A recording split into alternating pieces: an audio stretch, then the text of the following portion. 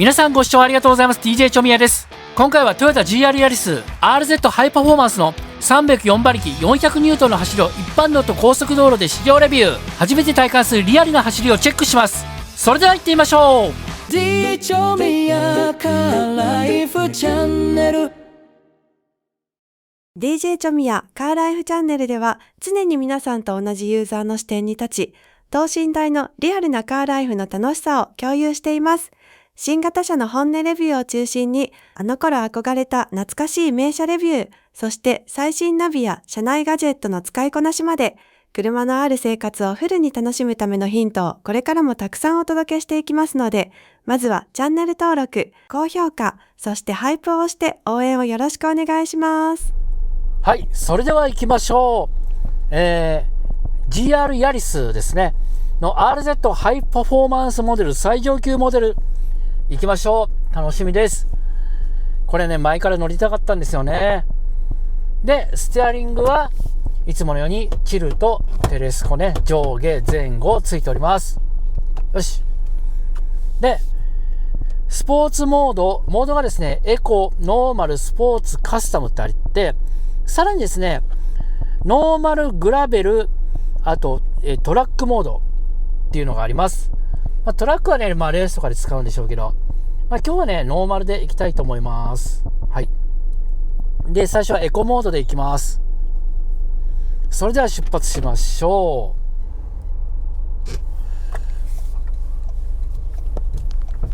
う。よいしょ。はい。最初ね、発信した感じはですね、エンジン音が、若干トラックっぽいぞっていうね、トラック感があるエンジン音がダイレクトに聞こえてきます。これ3気筒の、ターボエンジンになっております。忘れないうちにスペック言っときましょうか。はい。1.6 リッターのターボエンジンで、3気筒ですね。で、304馬力の、なんとトルクが400ニュートン。先日、ナンエボ10ね。あれ280馬力で420ニュートンぐらいありましたけど、あれ2リッターだったんで、これ3リッターの、3リッターじゃない。3気筒 1.6 リッターでこんなにパフォーマンス出るんですから、すごいですよね。で、GR にも念願の、オートマがね、これ GRDAT って言ってね、専用のね、発速 AT になってます。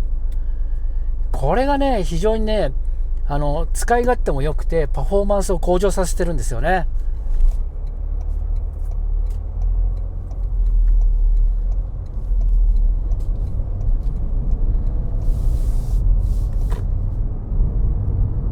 でね、これステアリングがめっちゃくちゃクイック。これはいいですよ。ステアリングがね、クイックって私にとってはとっても扱いやすいんですね。で、ステアリングの反力ね、重さね、これもしっかりやるんでね、安定感もいいですしね。これ、ステアリングフィール最高だな。で、なんで私こんなこと言ってるかっていうと、実はね、これ撮影2回目なんですよ。さっき都内からこの松戸市までレビューしたんですけど、1回ね。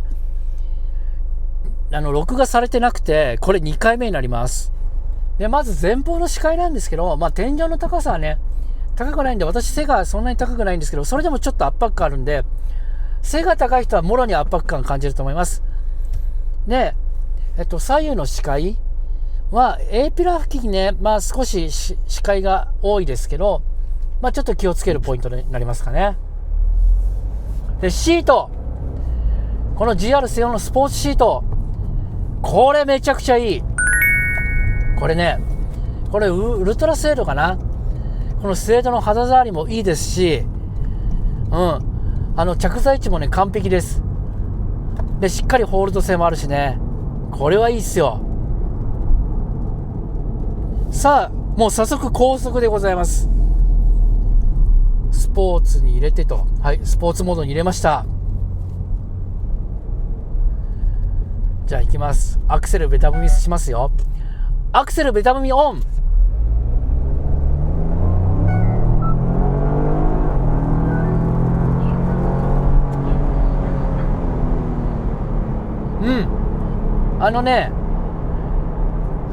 これ中速域から高速域の伸び感がね凄まじくある。で最初アクセルをねバタッと踏むじゃないですか。ベタ踏みしてからそうね 0.5 秒ぐらいちょっとラグがあってから一気にグオンって加速するんですけど、これ EV ね電気自動車乗ってる方はもっさりした加速感だなと思うかもしれないんですけど、いやこれはねもう純ガソリン車エンジン車なんで仕方ないです。それはただ一回加速に乗った時の伸び感は凄まじいものがあります。さあ高速域からちょっと加速してみましょう。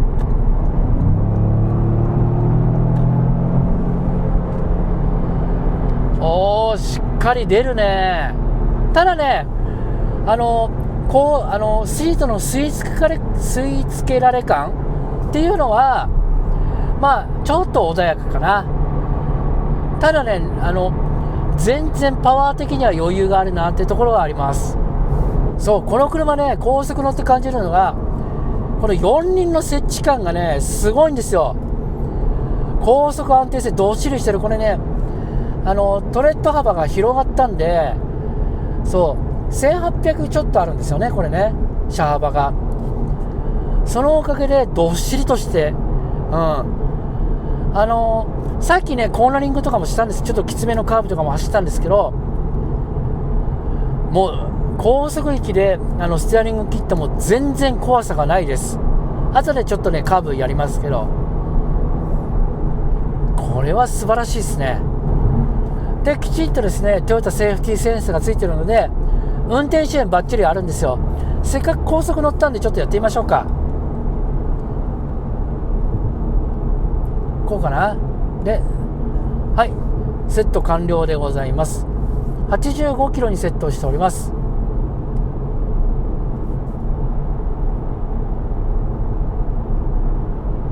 まあこういったカーブのところももうねこうやって一旦運転支援使うともうハイパフォーマンスモデルってことを忘れさせてくれるぐらい快適で、この高速路面が綺麗な路面なんでこういうところではね非常に乗用車ライクだなっていうか、決してスポーツカーとはちょっと感じないですね。ただ路面のうねりとかはしっかり捉えてくれるんで、伝えてくれるんですよね。だからしっかり路面との対話ができますね。これかといってこういう綺麗な道は不快な、振動は全くないですね。これ綺麗な路面を走ってるとロードノイズ静かですね。今78キロぐらいで走ってるんですけど、さーっていうね音と、あと周りの環境音も、トンネルだっていうのは分かりますけどそんなうるさくないですね。前が開きました。ちょっとアクセル踏んでみましょう。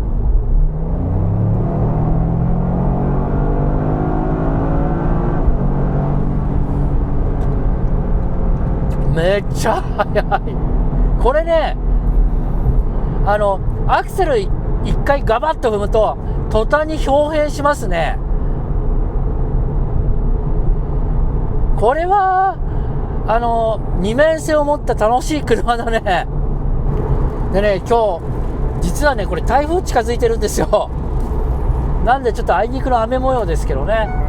ただこれ上からね雨音が当たるような音は全く聞こえないですね。で道路の継ぎ目シュタッと収めてくれる。これはいいね。ここ来るよ。ちゃんとどういう継ぎ目かもしっかり伝えてくれるんだけど変にふにゃふにゃ入れる感じはないし、これはいいっすね。さあちょっとカーブがあります。ちょっと自分でねステアリング切りますか。お全然怖さがねえぞこれ。うわ安定してんな。すげえなこの安定感は。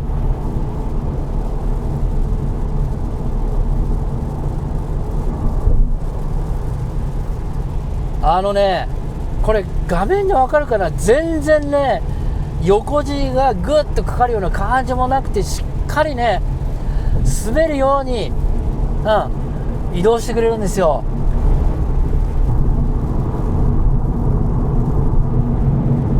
でさすがに路面が荒れてるところだとロードノイズ聞こえてきます。結構段差の乗り上げとかも路面の状況がよく分かります。なんでコンフォートな走りでは全然ないですよ。なんですけど、これはこれでこの特性に合っててめちゃくちゃいいと思います。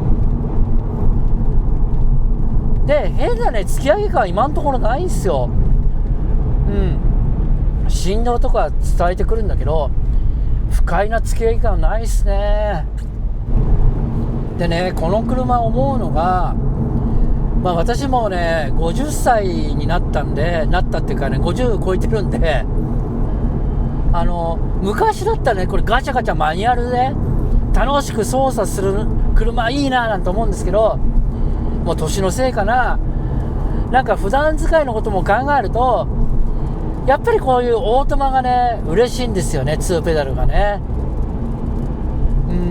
だから普段はおとなしくエコモードかなんかで普段使いで街乗りをしてね、いざとなったら、マニュアルモードで走行もできて、スポーツ走行もバッチリ楽しめる。これセカンドカーもしくはサードカーにいいんじゃないかな。価格がこれ500万普通に超える車なんで、そこはね、ちょっと贅沢なセカンドカーとかサードカーになっちゃいますけどね。でこの車の気になる点あります。気になるっていうか特性だからこれしょうがないんだけど、これ3ドアなんで後席への乗り降りがめちゃくちゃしづらい。これは絶望的にしづらいです。ただね一回乗っちゃうとそんな狭さは感じないです。乗るまでと降りるときが大変。あと気になる点ね、一応先に言っておきましょう。後ろがね後方視界がめちゃくちゃ悪い。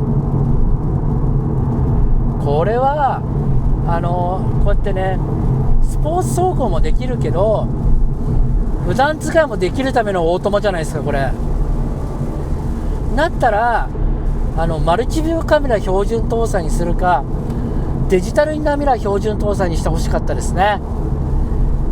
これ一部改良かなんかでちょっと期待します。でナビこれ、8インチかななんかだと思うんですけど、今ねトヨタ車は大きいナビ使ってるんでそれに比べると小さい ところはありますけど、ただねこれコックピット全体がね運転手の方向いてるんですよね。ドライバーの方向いてるんで視認性はすごくいいですよ。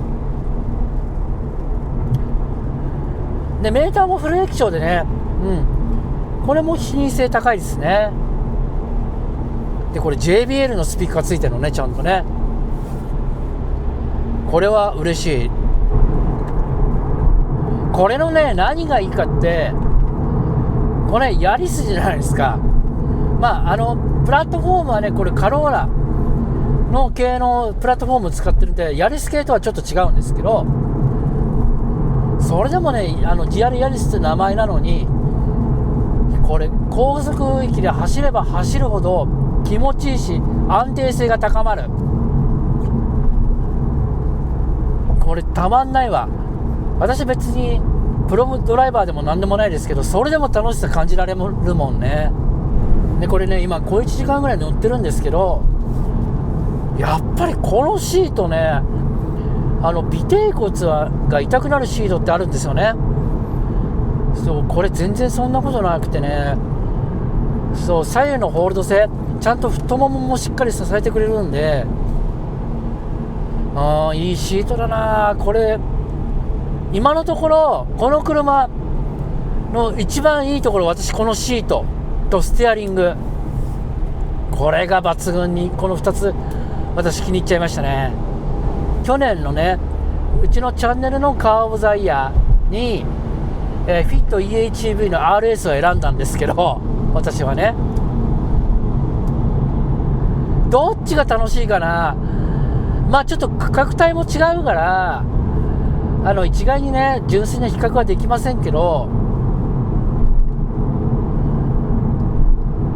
いやー、これ、迷うな。っていうかさ、迷うってことは、フィット EHV RS って相当出来がいいんだね。でも多分ね、パフォーマンスとしてはこっちの方が全然高いような気がします。普通にね、レーシング場とかで走ってるわけじゃないですけど、街中で乗り比べた結果としては、パフォーマンスはこっちの方が高いかな。で、そうそう、インパネ周りとかも、まあ正直ね、樹脂っぽさが、もろに出てますけど、まあそういうところの質感にお金をかけたんじゃなくて、本当に走りの部分にお金かけましたっていう車だっていうのがよくわかりますね、これ。そうそう。でね、言うの忘れてた。サスペンションは前がストラット式で、後ろがダブルウィッシュボーンになってます。で、これね、路面の、追従性っていうのかな、サスがね、すごく動いているのがよくわかりますよ。しっかり路面をね、捕まえてますね。さあ、ちょっとコーナリングでもう一回来ましたね。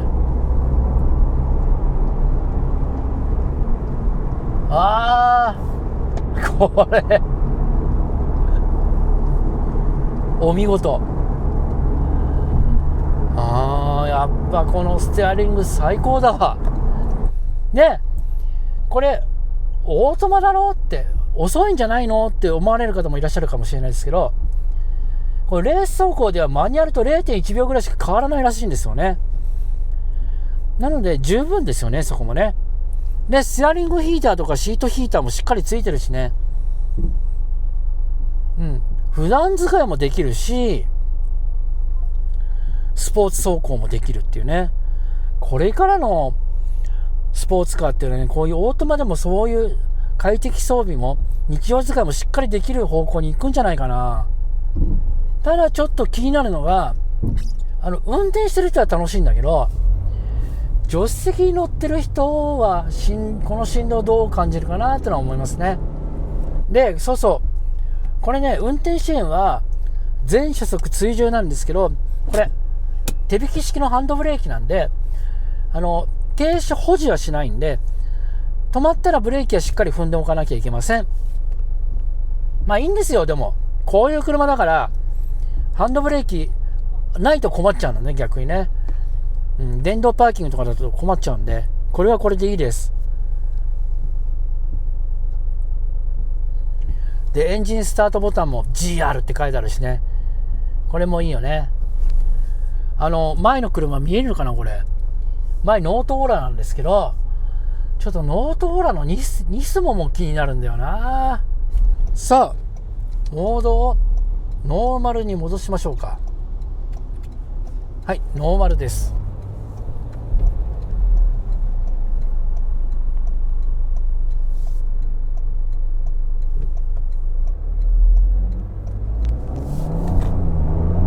これね、ノーマルとかエコでも踏めばちゃんと加速しますから、しっかり穏やかにアクセルを操作してる分には、普通のちょっと乗り心地が固めの車だなって思うぐらい、ジャジャ馬っぽさは踏まないとわからないので、奥さんとかそんなにスポーツカー乗り慣れてない女性の方とかでも普通に運転はできるんで、そこら辺は安心してください。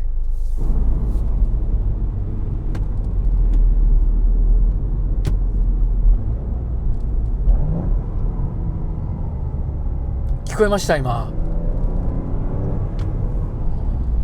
そう、ちゃんとね、シフトダウンするときね、ブリッピング入るんで、この制御があるのもね、素晴らしいですよね。